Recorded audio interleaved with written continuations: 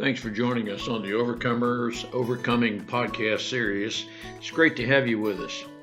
We profile two types of people. One type is the person who has overcome any type of life encounter, and from their life experience, we learn from them what they did to overcome whatever it is they experienced and overcame that challenge. The other type person is one who is experiencing something in life. That experience could seem to be the big rock, the big mountain that's just too difficult to overcome. We have three objectives in this series.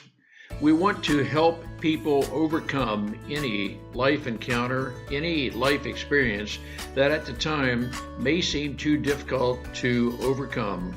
We want to help people overcome anything in life by passing on life experiences from those who have been through possibly something very similar to what you're experiencing, while offering to walk with you, walk alongside you to help you through whatever life experience you are encountering.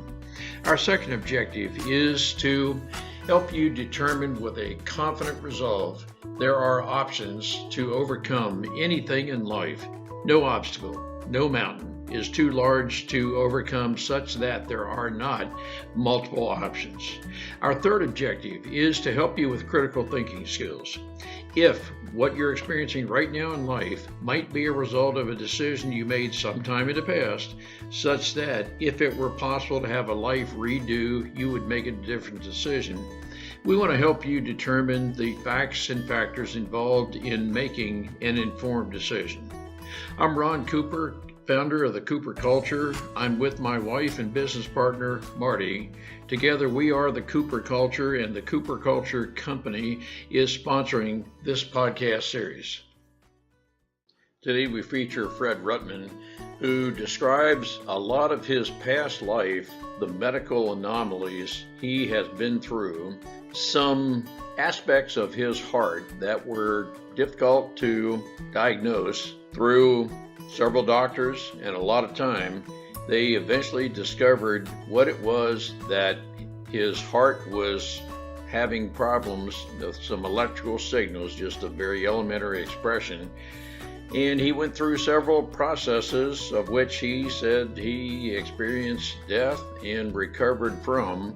He's now on a holistic approach, I use that term, but he's on intermittent fasting diet. Listen to his description of his benefits. Marty, what are some takeaways you gained from this podcast? Ron, Fred has an amazing story and life renewal, I'm going to say. At the suggestion of his kidney doctor, he recommended a book, and the book talks about fasting.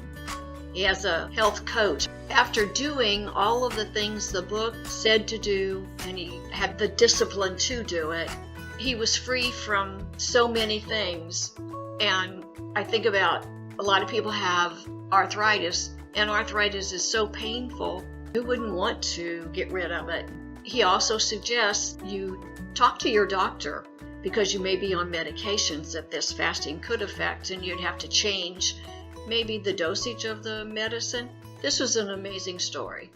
Let's listen, be inspired, and learn together. Let's go.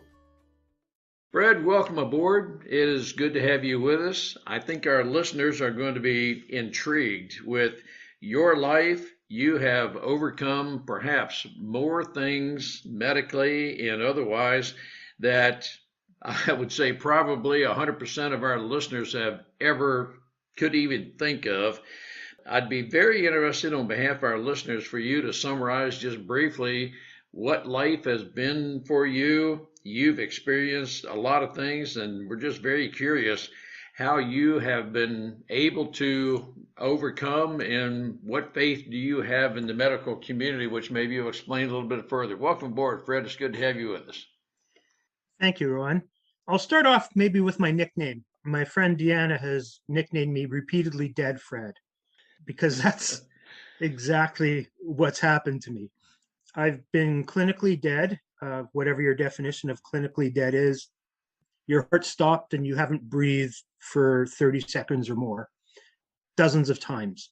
And a lot of that was due to medical error, miscommunication, misdiagnosis, and so on. And this all started in the summer of 2009. And it's the basis for the title of my book, The Summer I Died 20 Times. And that's what happened. And then they finally figured out what was wrong and put me on a pacemaker.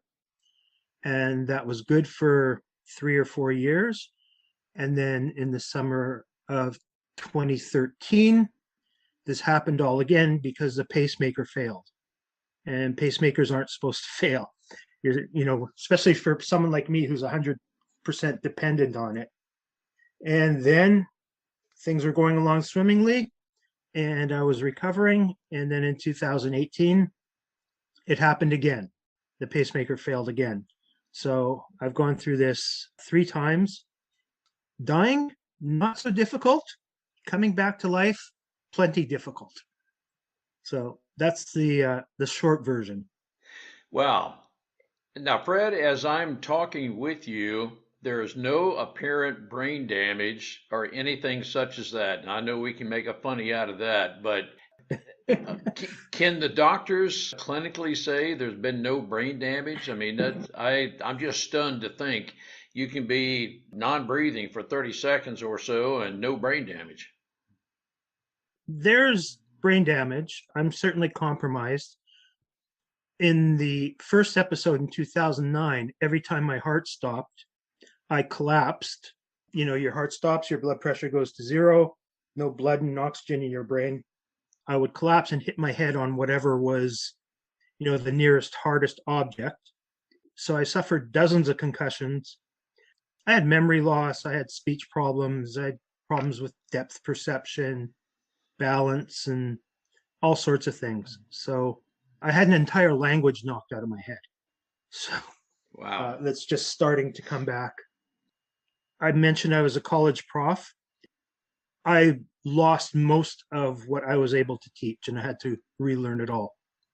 I am not medically qualified. I have no background whatsoever. So, Fred, I apologize if some of my questions may appear to be very extremely elementary and novice, but have the doctors told you to any degree that you are prone to the various things that have happened? Is your body make up that, or did these things just randomly happen? The problem with my heart, they do not know what caused it. They know what the condition is now. It's called a full heart block or a third-degree heart block.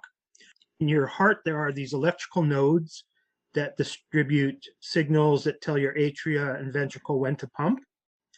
My nodes died, so they stopped sending signals. This usually happens or presents itself in people that are in their 70s, certainly not somebody who was in his mid-40s, which is when it happened to me. So if you don't catch it while it's happening, you don't see it on an EKG. So there's a couple of reasons why they missed it, but they were also trying to just prove that I was having heart attacks. And they wouldn't move off their place. They were giving me the same test, testing you for heart attack. No, you don't have a heart attack. You aren't having a heart attack. But after 15 times, you'd think, maybe look for something else, but they didn't until they fluked into it. They have no idea to this day why this condition afflicted me. And they also have no idea why, after some of these prolonged periods of being clinically dead, my heart started again. So we have a couple of episodes in the hospital where we had the ECG monitors and tapes of me being without a heartbeat for 3 to 5 minutes. Are there other people, as a matter of record, who have experienced what you have? In other words, or are you the only one in the universe, so to speak, or are there just a few others? Do you know? I suspect it's not uncommon to have the heart block, to have the repeatable episodes and pacemaker failures and botched surgeries and things like that. I'm told I'm like a 1 in a billion kind of phenomena. Now, I was thinking more so of the electrical nodes of the heart. And pardon me if I'm not asking the right question. Is that extremely rare to where you are a one in a trillion kind of person who has that type of anomaly? I don't think it's that rare. I think it doesn't get the press that, heart attacks and strokes and things like that, which are more common, get. So not unheard of. I mean, they once they figured out what it was, they knew exactly how to supposedly fix it with the pacemaker. Pacemakers are, I don't know, probably implanted in people about 800,000 a year at this point. So, and they're all set for different afflictions, but there were pacemakers available for my condition, so they must know that people have this condition. You were medically misdiagnosed numerous times. In hindsight, can you excuse that as your condition being rare enough that it was very difficult to correctly diagnose it? Do you consider this to be maybe a form of medical malpractice? I'm trying to sort through what a listener may be thinking. Was this any type of malpractice? I don't think it was intentional malpractice, but I think in every industry you have a spectrum of superstars, people who are really good, all the way to the bottom, which, like, how the hell did you get hired? Like, and why haven't you been fired yet? And unfortunately, at the front end of this, I had quite a few of the "how have you not been fired yet" kind of people. As I moved through the chain, I got more towards the superstars who have kept me alive to this point.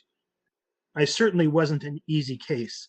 I've probably been through 10 cardiologists trying to keep me adjusted. And I'll add something here. In the 2018 surgery, they had decided enough of this with it malfunctioning. We're just going to put in an entire new unit with new wires that lead into the heart and give you your signal. They tried to do that. They could only get one of the wires threaded through a vein. So I was stuck with half a pacemaker. So my 25-minute surgery turned into a 5-hour ordeal. And they figured out that they had to set up the new pacemaker as a backup with the pacemaker that fails regularly. And every time it fails, the second one would kick in. That took a lot of mixing and matching because your body changes and the sensors don't always synchronize exactly. So I've had some episode where my heart would stop and the backup pacemaker wouldn't kick in. Thankfully, I was sitting down most of those times. I would go unconscious for 10, 15, 20 seconds, but then they get everything synchronized and I would come back to life. At the time they did this, I was told I was one of 8 people in the world who had 2 pacemakers running simultaneously. Are you medically diagnosed as high risk? And again, I apologize for maybe the elementary nature of my questions. Or do you have to stay within X number of minutes of a hospital cardiologist? Can you drive a vehicle solo? These are some of the things that cross my mind. Initially, I was hesitant to drive a car. I was never officially told don't drive, but just common sense would dictate if you know you're having these episodes, you don't want to have them in the car. So I ended up being an avid bike rider.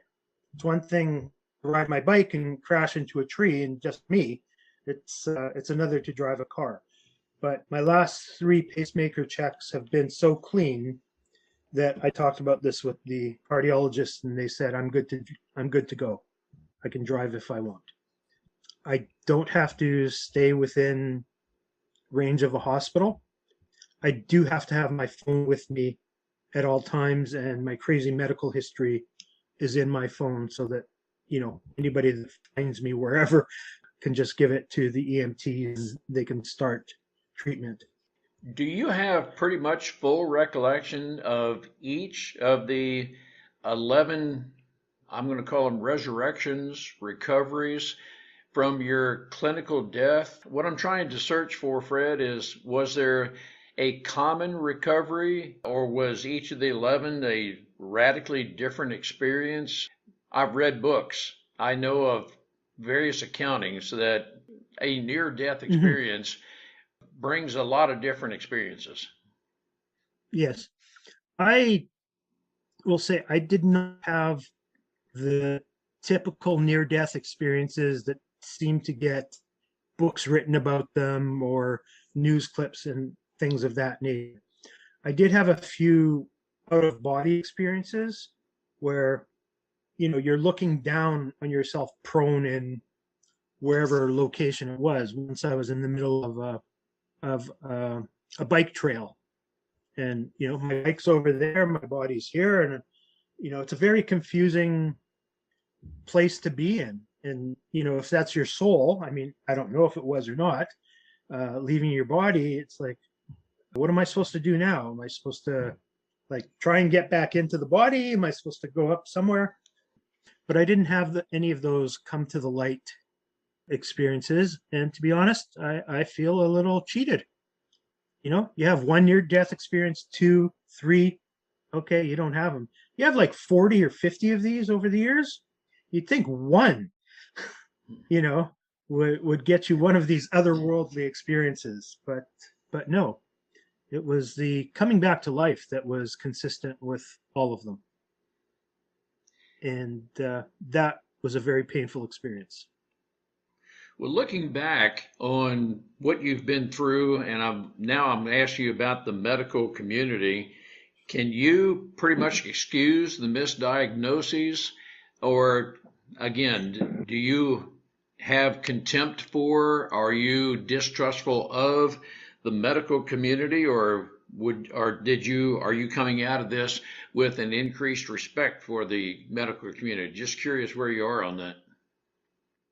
That's a tough question. I don't want to bash the industry as a whole, and my current team of doctors is pretty amazing. But yeah, a lot of what I went through in the beginning was, I guess, the basics of most malpractice lawsuits. There's really the pyramid of things that get claimed in malpractice. So one's misdiagnosis, one is, you leave things in a patient, like, oh crap, where's my Rolex? Kind of thing. And medication issues. They missed on all three of those things with me. Yeah, it's pretty inexcusable. If I lived in the United States and this happened to me, I'd be a very wealthy man. In Canada, we can't sue for malpractice like you can in the United States. You have to prove, significant brain injury or be dead. I skipped the dead part, so there's really no place for me to go with this legally in Canada.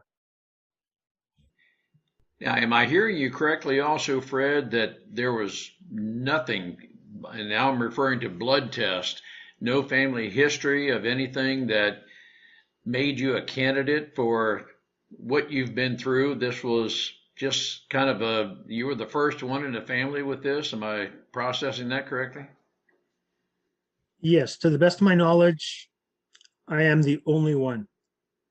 Nothing in my brother and sister, nothing in my parents, nothing in my grandparents. And I don't know how much farther we can go back because, it's great grandparents, they wouldn't have had the medical capabilities to diagnose something like this. They would have just said, died of natural causes or a heart attack or whatever they put on death certificates way back when. Are you married with children? And if yes to that, do your children have any medical history that is genetically passed on? Nope, I have not been blessed with children. So I think that genetic gift is going to stop with me. Well, Fred, in hindsight, for the listener who is wondering, could this happen to me? Is there anything that you have learned through this experience? And now, what I want to ask is diet, blood test, anything of that nature that you would pass on to any of our listeners to be aware of, or would you and say in hindsight this is all a one-time anomaly type thing? I would say that we should be doing everything in our power to work on our health and exercise. One of the things that helped me heal tremendously, both neurologically and physically, was intermittent fasting. Are you familiar with intermittent fasting? I'm going to say yes to that.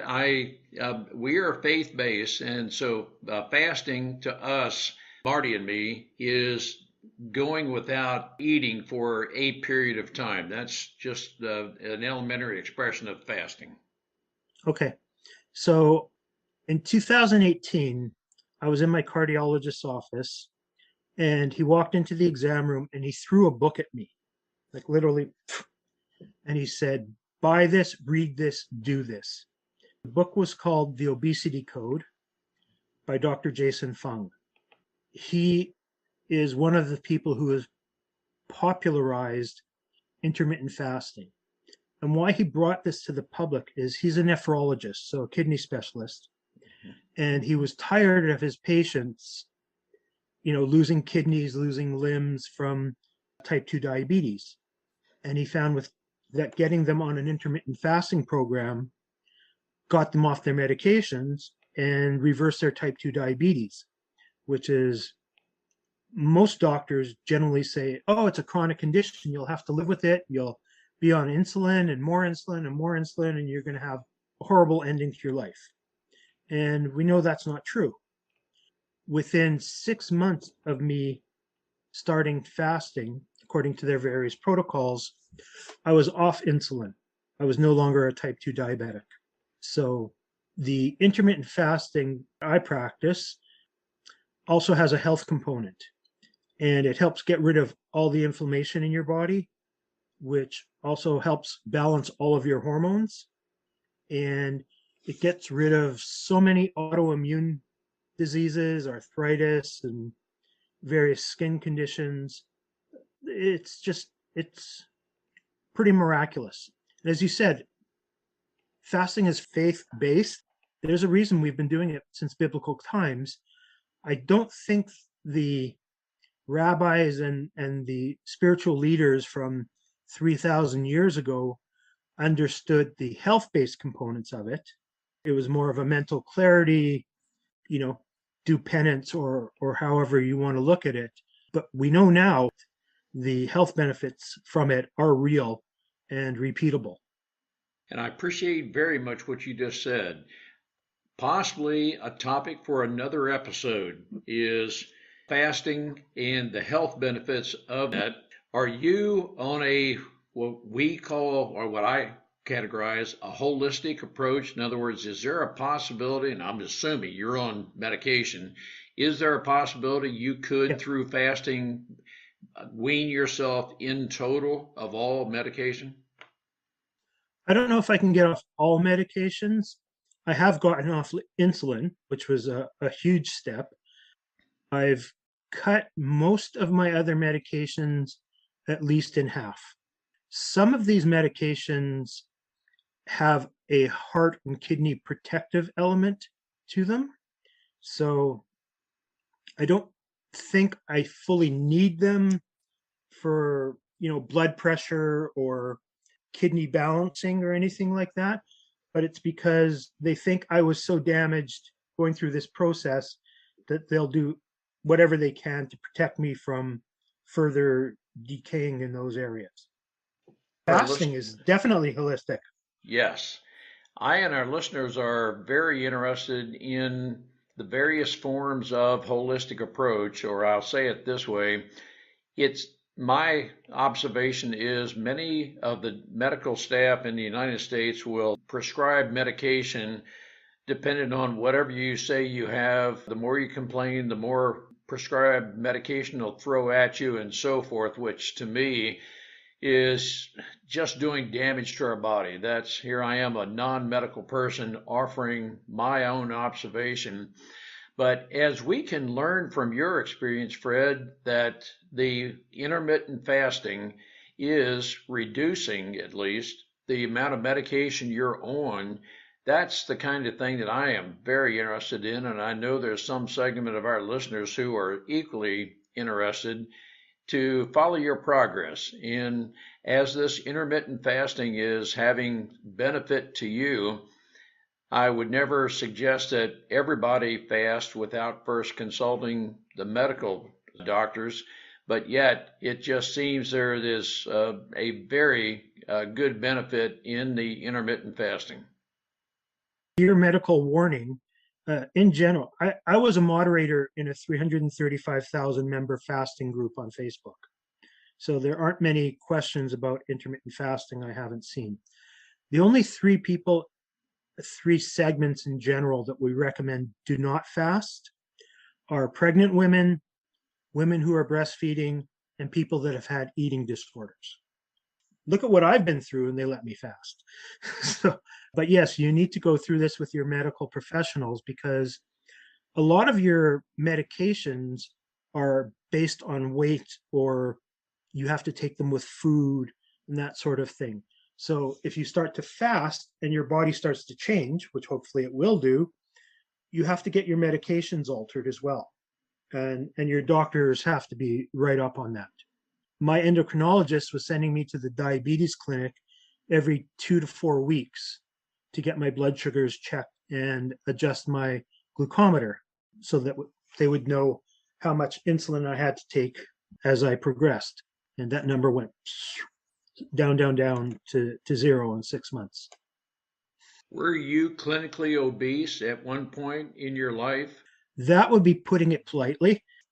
At one point, about 20 years ago, I was about 340 pounds. No, I'm not 8'11", so I'm 5'7". I had a 60-inch waist. Every joint in my body just ached. It was difficult getting out of bed. I had low energy. I grew up in Canada, so it's the law that I had to play hockey outside in minus 35 weather. I played competitive football. I played college rugby. I was 340 pounds. I had this medical history. My body has had the snot kicked out of it. And today, because of the intermittent fasting, I do not have an ache or pain in my body. I am not limited in anything I can do. I haven't had a migraine in 4 years. I almost never get a headache unless it's like an eye strain headache. It's just, to me, it's miraculous. So I have faith in many things. I have strong faith in God, but I also believe that God gives us these tools to help ourselves. It's just a matter of whether we want to step up and use the tools that become available to us. Fred has an intriguing life story of having overcome obesity. The doctors eventually, through some trial and error, discovered his heart problem, his heart anomaly, and he's living a life now that is quasi-normal, albeit a lot of his success has been through intermittent fasting. Intermittent fasting is a topic we are going to pursue and want to consider this for your consideration. Look into intermittent fasting, see if there's a possibility this could benefit you. There are just a few cases, as Fred describes, who would not benefit. In future episodes, we will explore intermittent fasting, its benefit to Fred, and the possibility of its benefit to you. You answered one of my questions proactively. I was just curious if your body is aching and your joints and so forth, and no, you are good to go, and you are living to some degree a very normal life, and you're able to do within limitations, I guess, walk around, drive, and so forth. Is that an accurate description? That's 100% accurate. No, that's just I'm even hoping to play hockey again next year. Wow. Fred, I really think another episode, our listeners would like to know more about the intermittent fasting and what all the benefits of that are to you. And it sounds like at one point you may have had damaged kidneys. I don't know that it's possible to restore kidneys, but at least you're no longer a diabetic. Is that correct? That's correct. That is a wow factor. Mm-hmm. On behalf of our listeners, we're just intrigued, and we would like to ask you if there's a possibility you could come on to talk with us at a second episode about the intermittent fasting and its benefits. I would love to. I don't know if you're set up for this, but if your listeners have any questions that they'd like to send in ahead of time, that would be great too. What I'm going to solicit, Fred, is they send their questions to me and I'll forward them to you. Because this is not live, we're live right now, but the podcast will be sent out as a recording. Having questions submitted in advance would be the only way to have those questions answered. But then, as a follow-up, once this podcast is released, if you would consent to have a dialogue with others who are listening and are very interested, I'll be happy to forward any information about you to our listeners, or they can come through me and I'll send them to you, just whatever your preference. Sure. They can contact me through my Instagram, which is Repeatedly Dead Fred. So they can just follow me and send me a message. If I can, this is my fasting coach, Jen Stevens. The book is called Fast, Feast, Repeat. And almost everything I've learned about fasting, I've learned from her and the group of hers that I moderated from. If readers are interested, they can pick up a copy of this.